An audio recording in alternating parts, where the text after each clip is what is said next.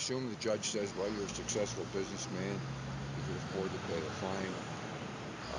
So the judge did what he did. We're happy that Pat's not going to jail. Do you think that him being a success?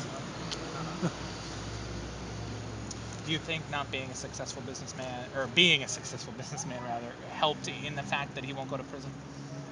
Not the fact that he was a successful businessman. I don't think that helped him. What helped Patty were several factors.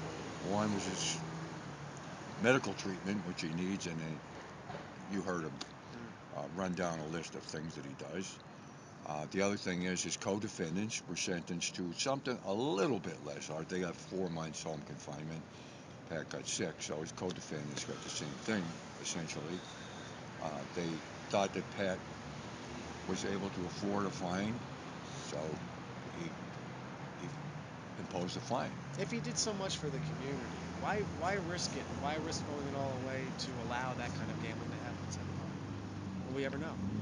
I think that's a tough question to answer. I think we'd be on a mountaintop in India. We'd be gurus if we could answer that. I think Pat got caught up in gambling. Probably likes to gamble himself, and got caught up in betting sports. That's what happened. And gambling is gambling. I don't want to minimize the offense. It's an offense, but there are no victims. I filed a memorandum yesterday saying that the stereotypical view of a bookmaker is that he's tied with organized crime and that they're loaning money at extortionate rates.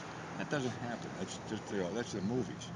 There's a gambling thing here. As a matter of fact, if you were a customer and owed money and didn't pay it, so be it. That was it. Bill, he's going to be allowed to still continue to operate his bar, his tavern, his Well, restaurant. anyone's allowed to go out of the home confinement for employment.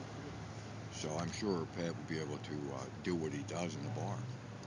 And I think he settled matters with the LCB, although Attorney Gutierrez handles that. So And just based